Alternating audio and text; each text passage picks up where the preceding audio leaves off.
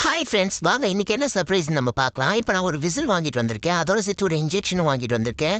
ஆனால் இது இன்ஜெக்ஷன் இல்லைங்க, இது சாக்லேட் இன்ஜெக்ஷன். இது நார்மலாக போடுற ஊசி நினச்சிக்காதீங்க. வாங்க இதை ஓப்பன் பண்ணி பார்க்கலாம். பார்த்தீங்களா, ஃபுல்லாகவே சாக்லேட்ஸாக இருக்குது.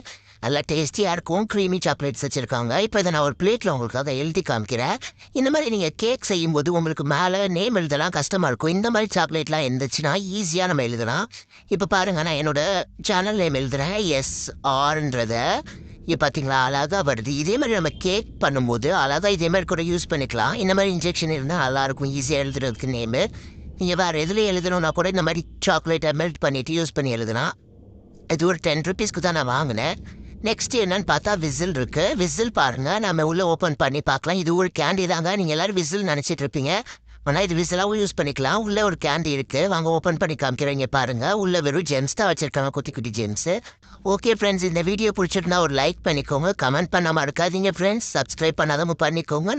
நம்ம சேனலில் நிறைய வீடியோஸ் இருக்குது, போய் பாருங்கள். பாய் ஃப்ரெண்ட்.